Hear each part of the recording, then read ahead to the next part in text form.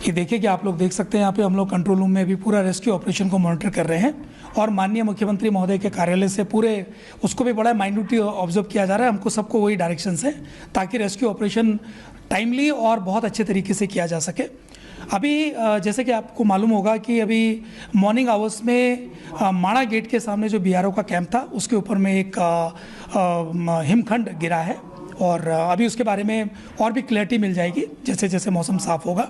उसमें से 10 लोगों को रेस्क्यू करा लिया गया है और 47 की अभी ढूंढ हो रही है और ऐसा नहीं है कि वो मिसिंग है, उनके बारे में पूरी ढूंढ की जा रही है। और साथ ही जो हमारी जितनी भी रेस्क्यू एजेंसीज़ हैं उसमें एनडीआरएफ, एसडीआरएफ और साथ में हमारे जो आईटीबीपी का जो कैंप है उसकी जो टेक्निकल टीम्स हैं जो मॉनिटरिंग में उसी टेक्निक में वो लोग बहुत दक्ष हैं, वो टीम भी हमने वहाँ पे भेजी हैं।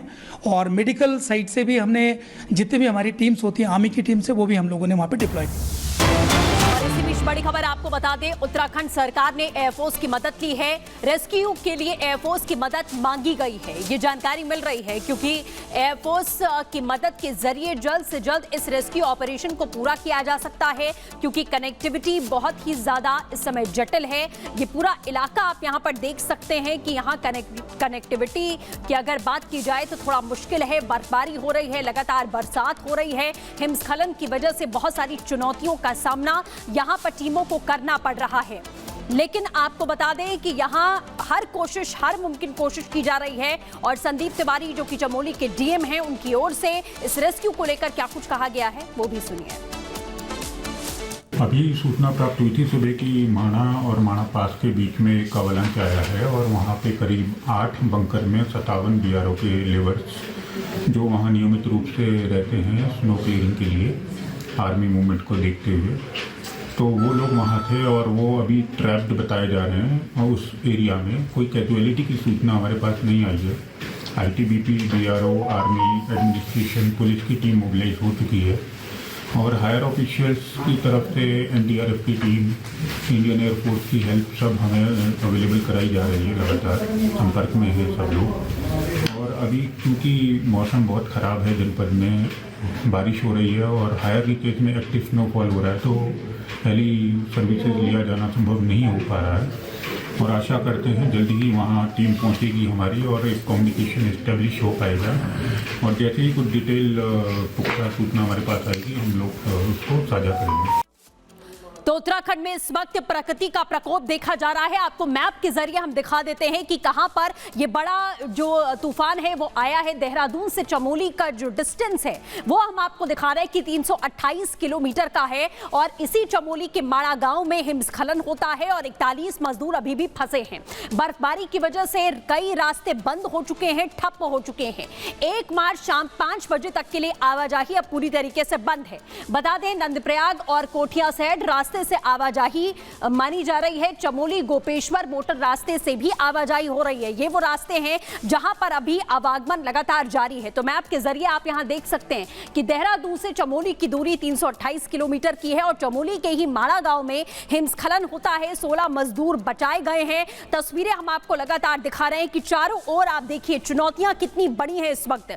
ये प्रकृति का प्रकोप इसे कहा जा रहा है। 16 मजदूर निकल चुके हैं, 41 अभी फंसे हुए हैं और भरभरा कर ये ग्लेशियर गिरता है। चारों तरफ बर्फ की चादर है, बारिश अभी भी हो रही है, बर्फबारी भी अभी हो रही है और इसीलिए रेस्क्यू करने में ज्यादा समय लग रहा है। चुनौतियां यहां पर बहुत ज्यादा हैं। जो स्थिति इस वक्त आप यहां देख पा रहे हैं कि किस तरीके की स्थिति का सामना इस समय करना पड़ रहा है। उत्तराखंड प्रशासन की बात करें या केंद्र सरकार की बात करें, लगातार नजर बनी हुई है। हर संभव कोशिश की जा रही है कि स्थिति को नियंत्रण में लाया जाए और जल्द से जल्द इन मजदूरों को बाहर सुरक्षित निकाला जा सके। ये बड़ी जानकारी आपको हम लगातार देने की कोशिश कर रहे हैं, पल पल की अपडेट कि इस समय क्या सिचुएशन है। हालांकि प्रशासन यहां पूरी तरीके से यही दावे कर रहा है कि बहुत जल्द उन मजदूरों को हम बाहर निकाल लेंगे और कोशिश लगातार प्रशासन की ओर से यही देखी जा रही है। तो हिमाचल में भारी बर्फबारी हिमाचल में भी हो रही है। बारिश से तबाही देखी जा रही है। भारी बारिश से नदियां उफान पर हैं। अचानक से जो स्तर है वो बढ़ चुका है। कुल्लू में भूतनाथ नाले में कई गाड़ियां बह गई हैं। पहाड़ों के मलबे में कई गाड़ियां दब गई हैं। ये समय जानकारी मिल रही है। हिमाचल में भी भारी बर्फबारी की स्थिति है। कुल्लू की ये तस्वीर हम आपको दिखा रहे हैं। एक तरफ उत्तराखंड के बद्रीनाथ में आपने देखा कि किस तरीके से चमोली के एक गांव में ग्लेशियर गिरने की वजह से ये स्थिति पैदा होती है। दूसरी ओर हिमाचल की कुल्लू की ये तस्वीर है। बर्फबारी के साथ साथ भारी बारिश हो रही है। जो नदियां हैं वो अचानक उफान पर आ चुकी हैं। कई गाड़ियां बहती हुई नजर आ रही हैं। अचानक से जीवन पूरी तरीके से ठप होता हुआ हिमाचल में भी दिखाई दे रहा है। भारी बारिश है, बर्फबारी है, जिसकी वजह से हालात ये हैं, कई गाड़ियां फंसी हैं। रास्ते में आने जाने वाले रास्तों में लोग फंस चुके हैं। चुनौतियां यहाँ पर बड़ी हैं, चाहे उत्तराखंड की बात करें या फिर हम हिमाचल की बात करें। आप देख सकते हैं कि किस तरीके से ये गाड़ियां बीच रास्ते में फंस चुकी हैं और नदियां अपनी उफान पर हैं। ये हिमाचल की तस्वीर है।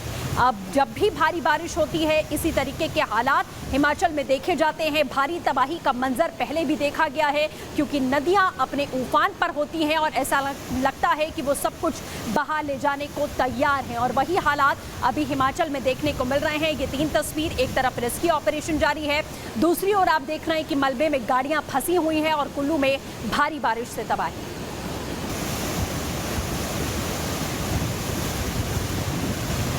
सब लोग नीचे वाले मोहल्ले के घरों से बाहर निकल चुके हैं और सारे सबके कमरों में पानी आ चुका है। नीचे जितने भी 5-6 घर हैं जो प्रभावित हुए हैं, तो उनमें सब में पानी आ चुका है।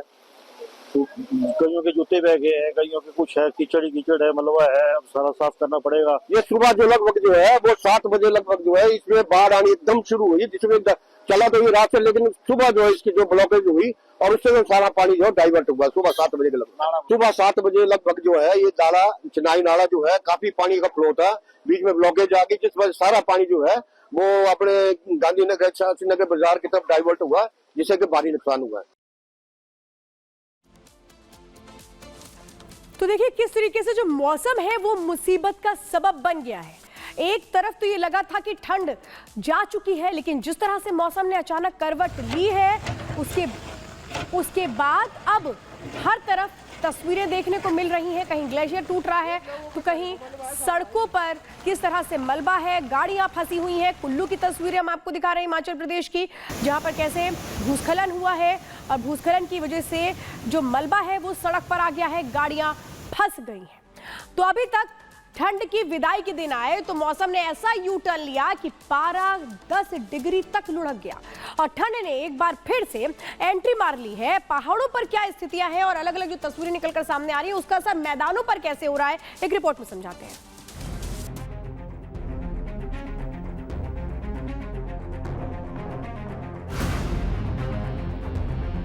फरवरी के जाते जाते और मार्च के आगाज से ठीक पहले ठंड ने ऐसा यू टर्न लिया कि पहाड़ से लेकर मैदान तक बर्फ और बारिश ने कब्जा कर लिया। जम्मू कश्मीर, हिमाचल और उत्तराखंड के पहाड़ी इलाकों में भारी बर्फबारी हो रही है कि सड़कों पर बर्फ की मोटी चादर फैल गई है। पहाड़ों पर भारी बर्फबारी के चलते ठंडी हवाएं चल रही है। वहीं कुछ मैदानी इलाकों में बारिश भी शुरू हो गई है, जिससे अचानक फिर से ठंड बढ़ गई है।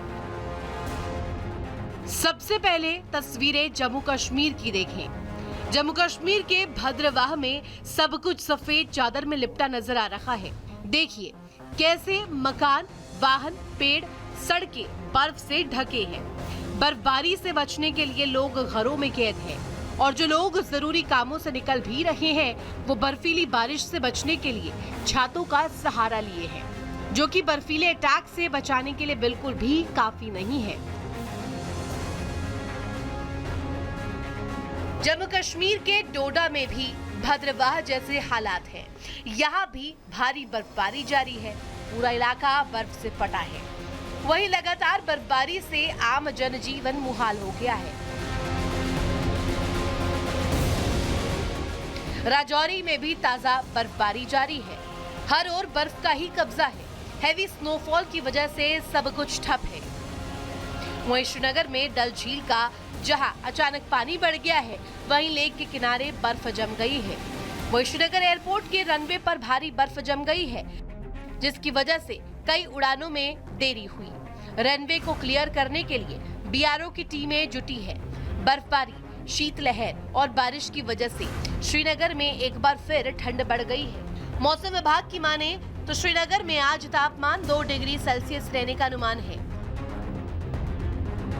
अब जम्मू के कठुआ से आई ये तस्वीर देखिए। पहाड़ों पर बर्फबारी और बारिश की वजह से जम्मू तवी नदी में अचानक बाढ़ आ गई, जिसमें एक व्यक्ति फंस गया। हालांकि एनडीआरएफ के जवानों ने तत्परता दिखाते हुए व्यक्ति को सकुशल निकाल लिया। बर्फबारी और बारिश की वजह से जम्मू के कई हिस्सों में बाढ़ जैसे हालात हैं, लेकिन अभी मौसम के डबल अटैक से राहत मिलने के आसार नहीं है। जम्मू संभाग में लगातार हो रही बारिश के कारण जो तवी नदी है उसका जलस्तर बढ़ रहा है। यही हालात जो हैं जम्मू के सभी, अगर बात की जाए पानी के स्रोतों की, है कि पानी का जो जलस्तर है वो काफ़ी ज़्यादा तेज़ हो गया है। इस वक्त आप देखेंगे कि रेस्क्यू ऑपरेशन के बाद एनडीआरएफ की टीमें जो हैं वो लगातार जो पानी के तट हैं वहाँ पर मौजूद हैं, पर अब ज़मीन का कटाव जो है वो नीचे से शुरू हो गया है। ये सबसे ज़्यादा चिंता का विषय जो है वो रहता है, क्योंकि जैसे ही ज़मीन का कटाव शुरू होता है यहाँ से आगे जो है चुनौतियाँ बढ़ जाती हैं, क्योंकि लोग जो हैं वो एक पूरा पोर्शन मिट्टी का यहाँ से धंसना शुरू हो जाता है। मौसम विभाग की माने तो आज कई जगह भारी बारिश के अनुमान है, जिससे नदियों का जलस्तर और बढ़ेगा। मौसम के डबल अटैक से निपटने के लिए प्रशासन हाई अलर्ट है। जम्मू तवी के किनारे दल बल के साथ एनडीआरएफ के जवान तैनात हैं। जम्मू कश्मीर जैसे हालात हिमाचल में भी है। लाहौल स्पीति में जमकर स्नोफॉल और बारिश जारी है। उत्तराखंड के उत्तरकाशी के पहाड़ों पर भी लगातार बर्फीली बारिश जारी है। हर्षिल, गंगोत्री, यमुनोत्री और मुखवा के पहाड़ बर्फ से ढके हैं। पेड़ पहाड़ बर्फ की मोटी चादर ओढ़े हैं। वहीं उत्तराखंड के मैदानों में भी बारिश हो रही है, जिससे अचानक ठिठुरन बढ़ गई है।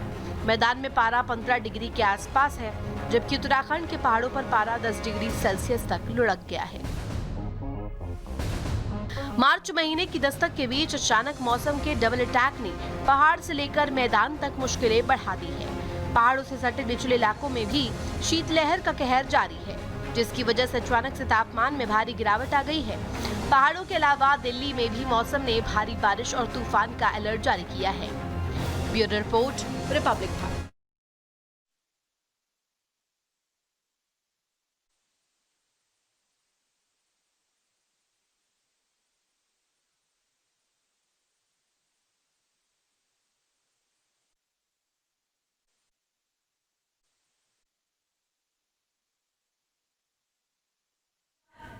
मीटिंग कर रहे हैं, अधिकारियों के साथ मीटिंग करके जायजा ले रहे हैं आखिर किस तरह से रेस्क्यू ऑपरेशन आगे बढ़ाया जा रहा है। क्योंकि आप अंदाजा लगाइए कि 16 मजदूरों को तो निकाल लिया गया है, लेकिन अभी भी बड़ी संख्या में वहां पर जो मजदूर हैं वो फंसे हुए। जिस वक्त ये ग्लेशियर टूटा, ये देखिए रेस्क्यू की तस्वीरें हम दिखा रहे हैं आपको। ये रेस्क्यू की तस्वीरें आप देख रहे हैं, जो मजदूर हैं जो फंसे हुए मजदूर थे उनको किस तरह से निकाल करके वहां पर जो एनडीआरएफ की टीम है वो लेकर के गई है, अस्पताल पहुंचाया गया है। लेकिन ये तस्वीरें साफ तौर पे इस बात को बयां कर रही हैं कि कितना चुनौतीपूर्ण है रेस्क्यू ऑपरेशन।